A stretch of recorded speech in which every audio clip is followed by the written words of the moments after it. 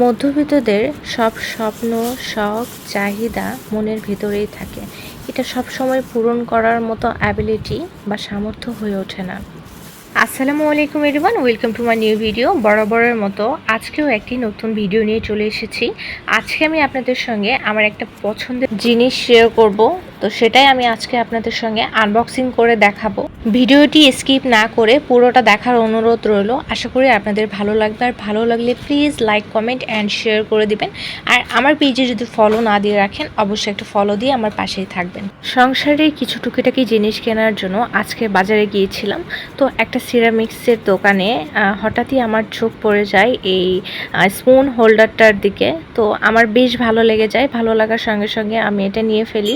এই spoon হোল্ডারটার price অনেক reasonable ছিল এবং দেখতে যেমন সিম্পল তেমন গর্জিয়াস। আমার এইসব জিনিস খুব ভালো লাগে।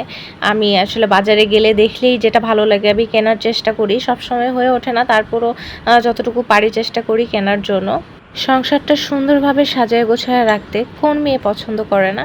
আমার তো খুব ভালো লাগে। আমি সবসময়ই বাজারে গেলেই আমার সিরামিক্সের দোকানে চোখ পড়ে যায় যে আসলে কোনটা নিব, দেখলে সব কিছুই নিয়ে নিতে মন চায়। আমাদের সব মেয়েরই ইচ্ছা থাকে যে আমাদের সংসারটা নিজের হাতে নিজের মনের মতো করে গুছিয়ে রাখবো। এখন আমি স্পুন হোল্ডারটাতে চামচগুলো সাজিয়ে রাখতেছি, দেখতেছি এটাতে আসলে কেমন দেখায়, ভালো দেখাচ্ছে কিনা। তারপর দেখলাম যে না, ভালোই দেখাচ্ছে।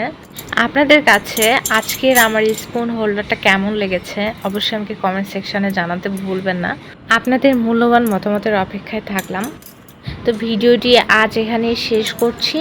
সবাই অনেক ভালো থাকবেন, সুস্থ থাকবেন, নিয়মিত আমার পাশেই থাকবেন। আল্লাহ হাফেজ।